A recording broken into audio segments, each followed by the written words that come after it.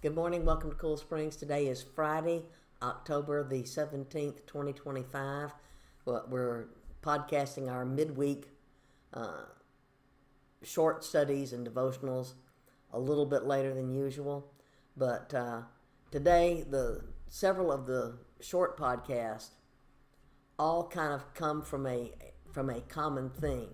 Our Heroes and Heroines title today just says stories about girls, because as we've been doing this Heroes and Heroines, it started out like 2 years ago as a summer series, and we were alternating male heroes and female heroines in the Bible, focusing on young people. The series actually began as a thing for young people, for parents to teach their kids about boys and girls and teenagers and very young adults who did things for God. And when the summer series was finished, we realized, there's a whole lot of adult and middle-aged and senior people that we can cover. So we've continued the series, but as a result of a conversation I had on the phone last night with a local area friend who does the children's ministry midweek at another church in our area, the questions that she had that I helped answer for her during our telephone conversation kind of overlap our heroes and heroines and our God conversations and our questions about God in the Bible. And since this particular lady teaches, it's a small church, and so they've got mixed ages of kids, but essentially she's got like the preschool and early elementary group combined for the midweek program. And she's trying to figure out how to teach them in ways that engage them. Different than what happened to her when she was a kid, where basically they would have them read or read to them and maybe show some pictures. She's wanting to actually have the kids be involved in the play. And so I gave her some ideas just from things that I've done over the years, how you can engage kids in the stories and let them act it out, that it's okay for them to learn by playing. And that's actually the title of our Heroes and Heroines, to let them learn by playing. And one of the things that we got to talking about was the upcoming holidays. This is mid-October. We're going to have, some people celebrate Halloween, some don't. And her church is doing a fall festival. And we were talking about some of the issues that come up with that. Things like if you're having a church that's doing some sort of a Christian alternative to Halloween, what kind of costumes, if any, do you want the kids to wear? When you're getting candy donations, because right now the stores have all kinds of extra candy displays out there, but ordinary candies may be in a different package than normal. It may have some sort of a ghost or spider or jack-o'-lantern or witches or other types of Halloween-y things on there. And do you really want to send a mixed message of giving out candy that's wrapped in things that promote stuff that's against the Bible? And we also talked about things like Thanksgiving and Christmas.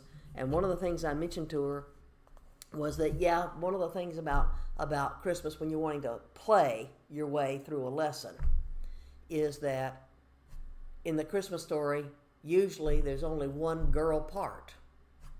Only one girl can be Mary. But yet your class is probably going to have more girls than boys. Just that's the normal average there. But yet you need a Joseph, and you need shepherds, and you need wise men.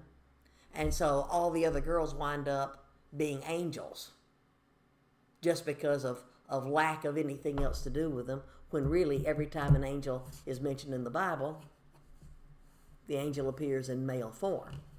And so we were talking about the kinds of role models that girls need And I mentioned to her that there's actually a whole series of Bible stories that were created for girls that she can look up online and order, or have her church order, and that every church's children's and youth department really needs to have the little storybooks that include stories about your Esthers and your Ruths and your Naomis and your Lydias.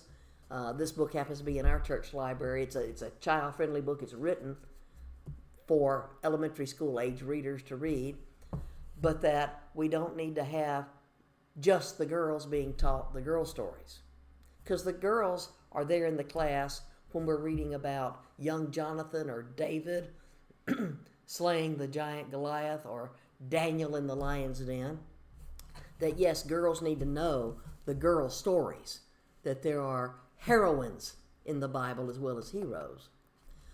But the girls aren't the only ones who need to know that. The boys need to know that girls can be heroes too.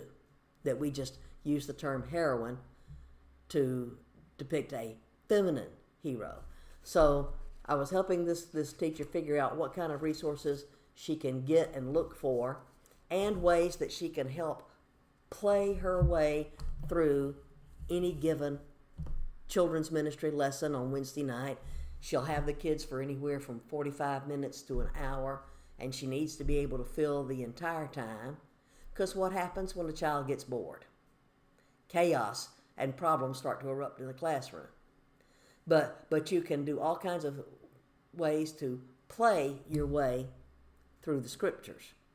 And so our heroine of the Bible today is not one girl, Lydia, but it's the whole idea that throughout the Old and New Testament, you have women and girls who are important to the story of salvation, who are doing heroic things, who are taking care of standing up for God when it counts, and sharing the gospel with other people, and taking care of people's needs, and we need to celebrate that too.